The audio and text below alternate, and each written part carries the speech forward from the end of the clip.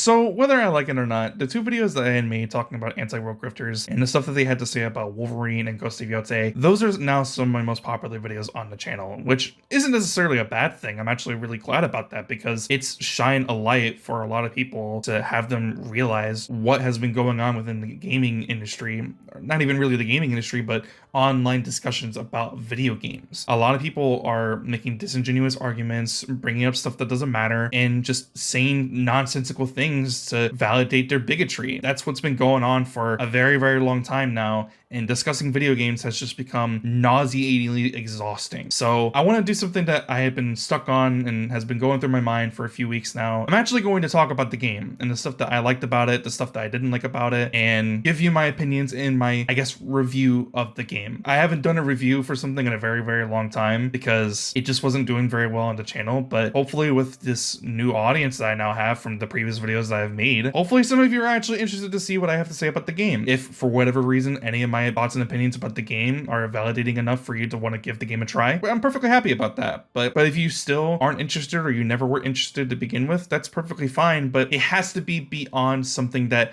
has no contributing factor for the quality of the game itself, such as something a former employee said that is now fired from the company that she was working on that worked on the game, or the main actor's political ideologies and their political opinions. None of these things that have any actual contributing factor about the game and the quality of the game itself. These are things that grifters have been trying to make as a point of validation to prove as to why the game is bad, but in reality, they can't prove that the game is bad in any way because they haven't actually played the game themselves. So they can't adequately review it themselves. Well, except maybe for Griffin Gaming, he actually did play the game, but his review is honestly so terrible that I wouldn't even recommend going to watch it because it's not good. He misconstrues the story a lot, leaves out a lot of context. Basically, he has zero media literacy and he has no idea what he's talking about in terms of what the story is actually about. Here we go. I explained why grifters aren't actual reviewers. The reason why I had to explain that was because in my previous videos, I had gotten a bunch of comments of people trying to say that these grifters are simply giving their critiques. But these are not criticisms. They're not criticizing anything about the game. They're not criticizing anything about the story making or the story itself or the side activities or the exploration or the gameplay itself. They're not criticizing anything about the game quality itself, like how the world is designed, the way that the game looks, the graphic design, the art design, the voice acting, just the way that the game is made inherently. They're not criticizing anything about the game. They're criticizing things around the game that are loosely associated with it. And it mostly has to do with politics that have nothing to do with the game itself. Anyway, I've rambled on long enough. I'm going to try my best to give my thoughts and opinions about the game. Hopefully you will enjoy.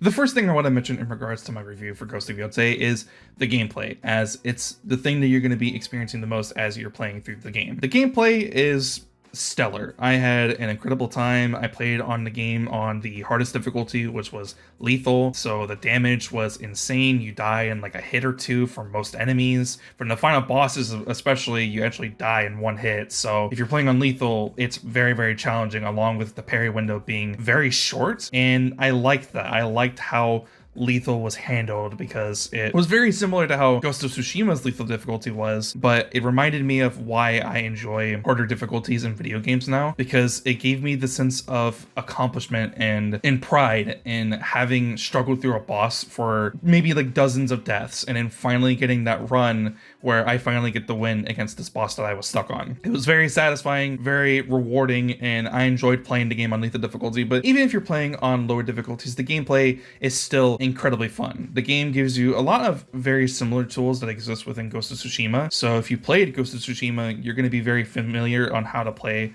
Ghost of Yotei, but there are some things that are a little bit different. So in this game, instead of this different sword stances that you have from Ghost of Tsushima, you actually have different weapons, such as the Kusarigama, the Yari, which is a staff, or you even have dual katanas, Nitoryu, and that is insanely fun. And they all have their own unique attacks, their own unique styles of gameplay. And regardless of what people have said before online throughout their critiques and reviews of Ghost of Yotei, you can actually use whichever weapon in any given situation as much as you want. You're not forced to switch to a different weapon, but the game does encourage you to switch to a different weapon because it's more effective against certain enemies, such as the Kusarigama. It's more effective against enemies with shields.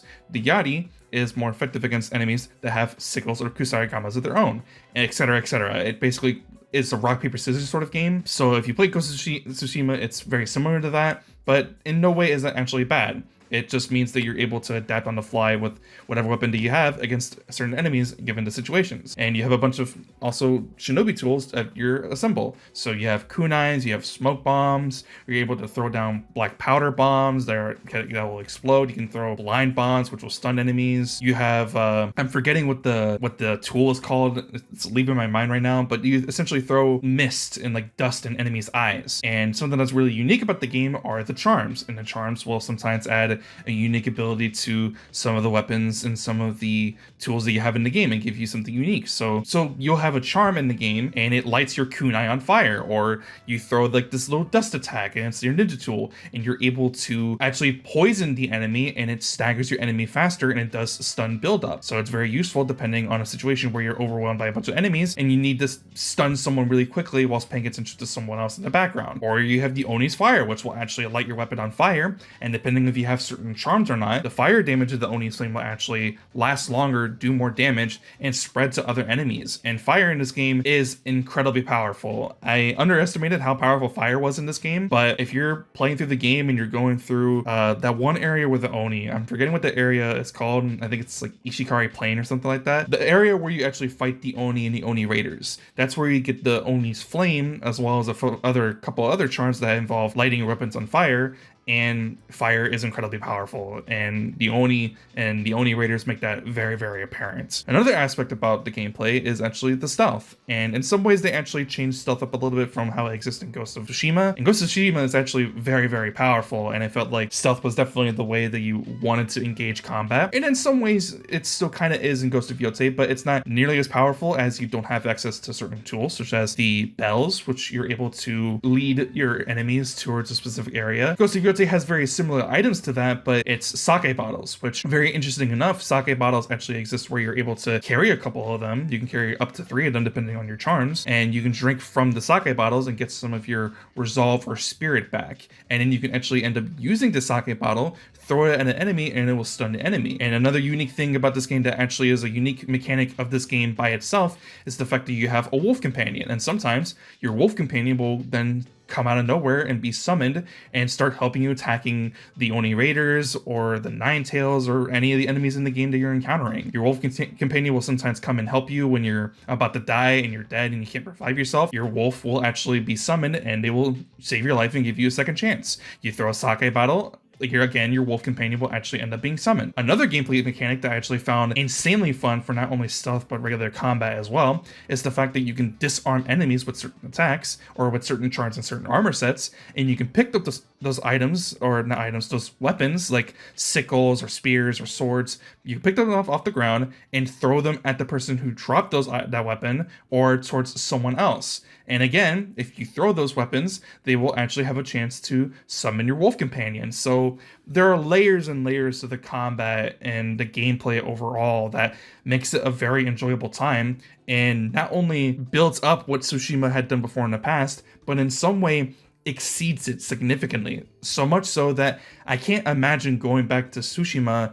and not having certain gameplay mechanics, such as to being able to pick up disarmed weapons and throwing them at enemies. Like, that alone was one of the most fun things that was available to me in the game. And there's an armor set that will make droppable and disarmed enemies happen very frequently. And I found that armor set to be incredibly powerful, especially when you combine a charm where Atsu will actually immediately equip herself with a disarm the enemy's weapon immediately once it falls to the ground, and then you can just immediately throw it towards another enemy or the enemy who dropped it. Overall, the gameplay is absolutely stellar. I had an incredible time. The gameplay alone, including the stealth, which I found immensely fun. That was how I engaged most combat situations if the game gave me the option. I wanted to play the game again because of the gameplay was just so much fun. Of course, this is all my opinion. This is how I feel about the gameplay. I found it very fun, but if any of this sounds interesting to you, maybe check out Tsushima first, see if that is appealing towards you. It's on PC, it's on PS5, maybe it's on sale pretty frequently, and if you enjoy that gameplay enough, go ahead and check out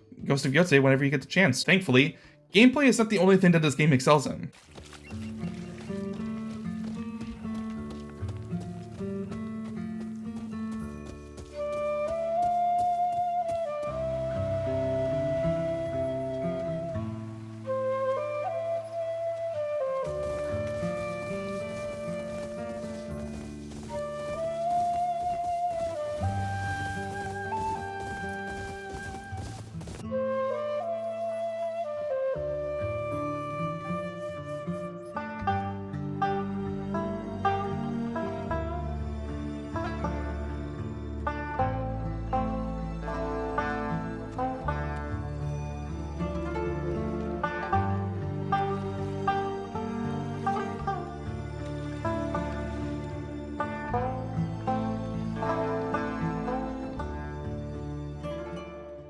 Exploration and side activities kind of lend to each other a little bit, and the more you explore the map, the more that it leads you to side activities that you can do within the game. So I'm just going to combine these 2 points together and continue. So exploration in this game is absolutely stellar. It has some of the best exploration that I have ever experienced in a video game. It just naturally lends itself to you as a player wanting to explore around the map, because the way that the game is rendered and the way it looks, the way that it's designed, the way that the art style is designed and the graphics. You can see something off in the distance, a little landmark. You can pull out your spyglass and see something, and you'd be like, huh, that's weird. It looks a little different in comparison to everything else around the world. I wonder what that is. You will look at that area on the map, and then it will be marked on your map in the future if you ever want to go towards there and see what's there. And it could be a multitude of things. It could be returning activities such as the hot springs or the bamboo stands, which are altered a little bit, but they are essentially the same thing in returning mechanics and side activities that you could do from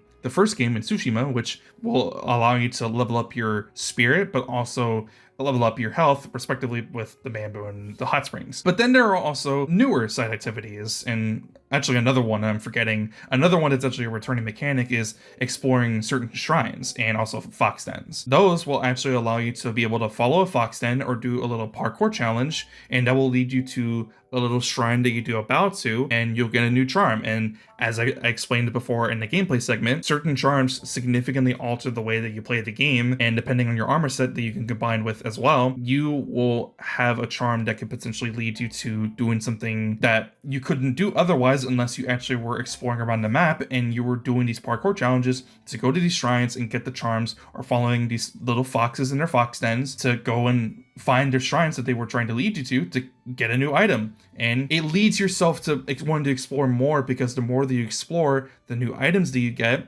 which will then lead you to new armor and new vanity items to make your character look cooler with like a new sword kit and just a multitude of things. You want to explore in this game because you want to do more side activities, because you want to make yourself even more stronger. And another thing that they added in this game that is completely brand new to Yotei are bounties. And you can naturally come across bounties as you explore around the map, where you run into someone as you're running around the map and they are like, oh, there's this person over there, and they say yada yada. It doesn't really matter what they say, but they will tell you to go and explore a certain area because there's a point of interest towards someone that has a bounty, and you can go over there, take them out, and then get a reward for it. And you can take them back to the guy who has the bounty shop, and you can give him the bounty and get a ton of yen for it. Or conversely, you can just go to that guy himself, and he will have a bunch of bounties already plastered on a board, and you can just take them all. And as well as where you're able to go and buy more bounties, you can upgrade your sword. Actually, no, you can't do that. You have to go back to your house and be able to do that.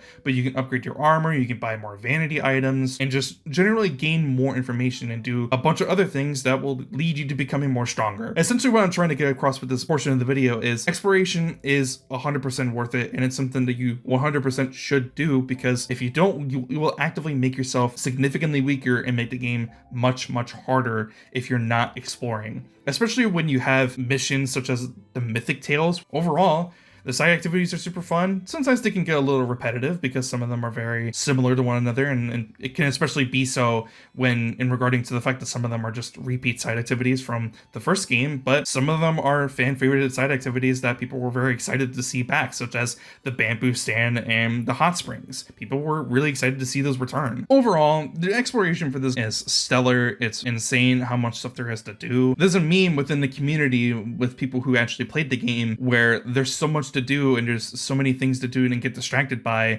that you will veer off from the main story and the main quest to go and follow a bird, and the bird will lead you to this guy and he's sitting at a camp, and then the guy who's sitting at a camp will then teach you a new song for your shamisen, and the song that you learn on your shamisen will actually then lead you to other I think the one I'm referring to is it will actually lead you to like enemy camps, and so you'll play on your shamisen, it will point the wind towards the direction of a nearby camp, you'll go and you follow the wind, and you'll take down the camp, and then as soon as you take down the camp, you then get a skill point because there's a altar or a shrine there that gives you a skill point, and you're like, okay, well, what else is there to do? And you start riding on your horse a little bit, and all of a sudden, oh, you see in the distance there's a wolf den. Well, I want to go do the wolf den because it'll make my wolf stronger and show up more frequently, so I obviously have to go do that. And you go and you do the wolf den and you find a bunch of new items to upgrade your armor and weapons more, and then you're like, okay, maybe I'll actually take a break for today and then stop playing. And then all of a sudden that freaking bird will show up again, and you're like,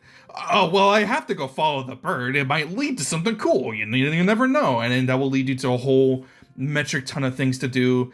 Exploration is exceedingly fun. It is something that will drive you up the wall with how much there is to do and how much you just want to explore around the map, especially with how the game looks visually. The game is one of the best looking games on the console, even on performance mode.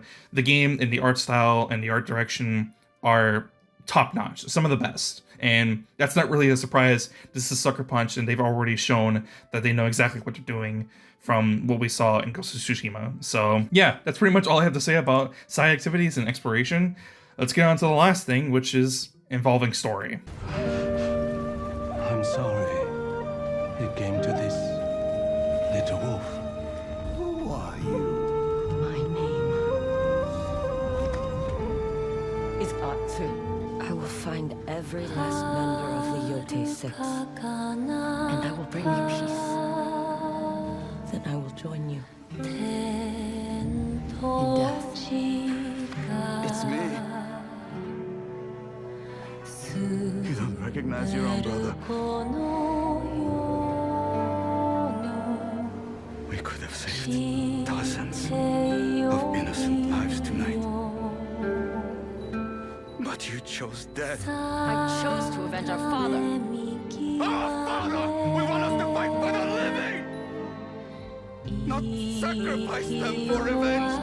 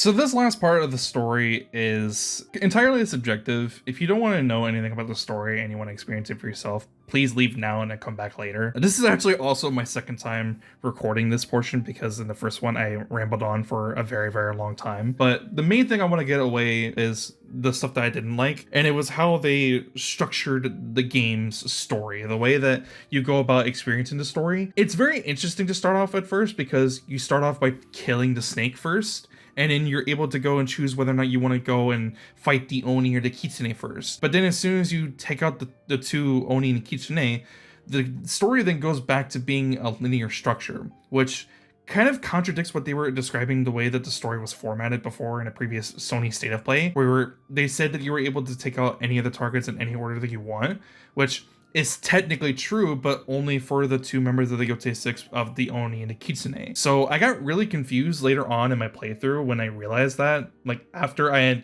killed the Kitsune, the story was pretty much linear from there on out, and I couldn't decide to go and take out the dragon first or the snake first or try to go after Lord Saito, even though it was pretty obvious that Lord Saito was going to be the one who was going to be saved for last. But I couldn't decide whether or not I wanted to take out the dragon or the spider first. It just was very straightforward and very linear. And I think it's because the writers over at Sucker Punch, when they were developing the game, realized that, oh, if you do some things first, it's gonna kind of conflict with the story that we're trying to tell.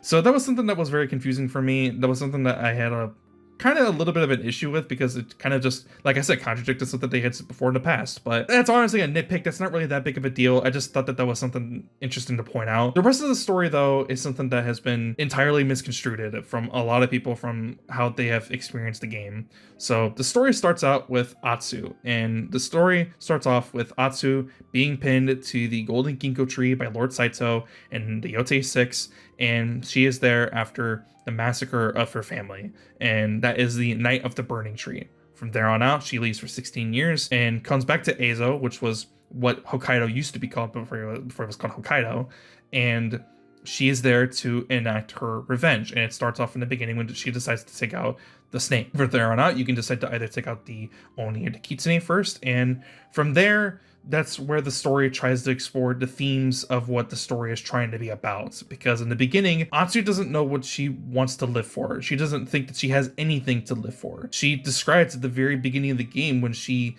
goes to her mother and father's grave that as soon as she's done with her quest, she is going to join them in death. So she thinks that after she's done taking out Lord Saito and his army and the Yotei 6, she is going to join them in death. But then, as you progress further into the story, you find out that her brother actually survived the night of the burning tree. And from there on out, this leads into a conflict of who Junpei is now in the future, 16 years later, after they haven't seen each other for a very long time. And what does he think of his sister and who she's becoming? She's becoming this vengeful spirit, the Onryo, a ghost, someone who comes back from the dead in order to enact her revenge on those who had done wrong done wrong by her. And there's a conflict of interest in the way that she tries to do things and the way that he tries to do things. And for a long time, for a majority portion of that part of the story, there's conflict. They don't know how to interact with one another. They don't know anything about one another because they're such different people now. Atsu has, for a majority portion of her life, completely closed herself off from anybody because she thinks that if she lets anybody too close, she will then lose them again, because the people who were most closest to her were taken from her, and that was her family. So she thinks that if she allows that to happen again, she's going to just lose them all over again, and she doesn't want to experience that pain anymore. She doesn't ever want to go through the night that she went through when she was a little girl, when she couldn't properly defend herself. So for a large portion of the story with the Oni, she doesn't know whether to allow Junpei to come closer or to keep them apart, but the more that they talk to each other, the more that they tell each other about what they went through, the more that they learn about each other, the more that they try to mend this broken relationship that they used to have, the closer and stronger of a bond that they have, and the more that she realizes that she can't live without her brother. And the same thing happens with Oyuki, who was the previous Kitsune. There is a new Kitsune, and she doesn't realize that after a certain portion of the story, after you do certain missions during the main storyline, and she learns that Oyuki was actually the Kitsune. She was there on the night of the burning tree, and she explains her story, her backstory, and her motivations, and why she did what she did, why she was a part of the Night of the Burning Tree, why she followed Lord Saito. And that's because her family was indebted to him. Her family was following him for the longest time, and she felt that she had to do the same thing until she realized what they were doing and what they were doing too. She realized what she was doing was wrong, and she couldn't agree to this, but unfortunately it was done too late, and all that she could was try to save Atsu when she was young, but it didn't work anyways. And so for a long time, she lived with the guilt of thinking that the little girl at the Night of the Burning Tree had been taken out, and along with the rest of her family, and she was responsible for that. So she spends a very, very long time, 16 years, trying to slow down Lord Saito and his progression, such as trying to establish contacts on the mainland. And she does whatever she can to try to slow him down, but ultimately it's pointless, and she ends up being thrown out from the Yotei 6 and is replaced by another new member called Dojun. And Dojun is a character that we don't really learn all that much about. We learn a little bit more about the Oni, but for the most part, it's not really all that important, because the members of the Yotei 6 outside of like Saito and the Saito brothers, there's not really a point to really learn that much about them, because they're ultimately just an obstacle to move forward into the story and the themes of what the story is about. So what does Atsu do with Oyuki? What does she do with the Kitsune? She learns what she went through. She learns that the person that she was angry towards was the Kitsune, but that doesn't mean that she has to be vengeful and spiteful towards Oyuki, who had technically had done no wrong by her. So who does she decide to go after, and who does she decide to forgive? And that's when she decides to forgive the innkeeper's daughter. She decides to forgive Oyuki for who she truly is. She's not some evil person. She's not some spiteful, vengeful person. She's not a bad person. She was someone who had done bad things, but acknowledges what she did was wrong.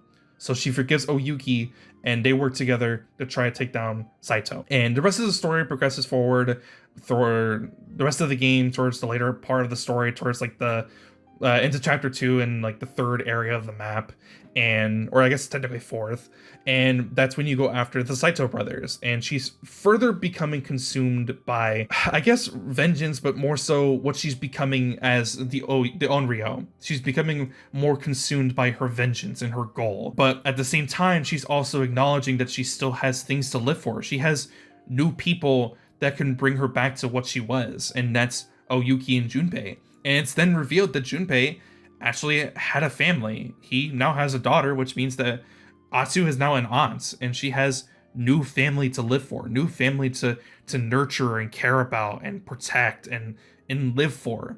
And that's the main message of the story. The main message of the story is, can Atsu find some new purpose in her life? Is she going to allow herself to be consumed by this quest for revenge, for this quest of vengeance from someone who had done wrong by her? Or can she find new meaning in her life? Can she find something new to live for? And ultimately, she does. And it's not until she realizes that she almost lost that very thing, and the thing that she was scared about, allowing people to become close to her, when she realizes after the assault on the Matsumaya castle from Saito to go and rescue his son, the spider, it isn't until she realizes that she may have potentially lost two people that she cared very deeply for, that she realizes that that's what she needs to do. She needs to let go of her hatred. She needs to let go of what she thinks is important and do the thing that is actually important. And that is saving the two people who are the most closest to her, for not only just for herself, but also for her niece. Because she sees the very same thing that's happening to Atsu happen to her niece. Her niece is being consumed by vengeance, being consumed by rage and anger. And she doesn't want to see that happen to her niece. She doesn't want to see that happen to a member of her family, someone who new to her family, someone that she now cares for very deeply. So when she goes after the spider to try to go and convince him to go help her find Saito, that's when they have their fight. And ultimately, it's then and there that she finally drops what she thinks is important. And that's her quest for revenge. And that's why she allows him to live. She doesn't allow him to live because she forgives him. She allows him to live because she has something more important. It's not important to her whether or not she takes the spider's life. What's important is to save the life that she has in hers. And that's Junpei and Oyuki. And then finally, with the climax of the story, you fight Lord Saito, where it all began in the beginning of the game, under the gold ginkgo tree, where the Night of the Burning Tree transpired. And it's there that you fight Saito, and tragically, she loses one of the people closest to her, and that's her brother. Her brother is tragically killed, but that doesn't mean that all is lost. That doesn't mean that she has nothing else to live for, because she still has people in her life that she cherishes and who she's going to do everything in her power to protect. And that's her niece. That is Kiku. That is also her now new companion, Oyuki, who people are trying to say were having a lesbian relationship. That's not what was trying to happen at all. That's not what the story was trying to tell. But she has something new in her life. She has purpose. And I believe that's what the story was trying to tell. The story was trying to tell, can Atsu find purpose? Can she find something worthwhile outside of her vengeance quest?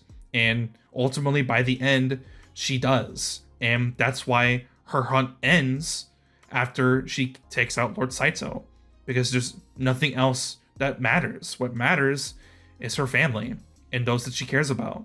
And she's going to live out the rest of her days, hopefully so, taking care of her niece and taking care of the family and the friends that she still currently has. She has more people in her life that she needs to live for and survive for. And that's the way that the story ends.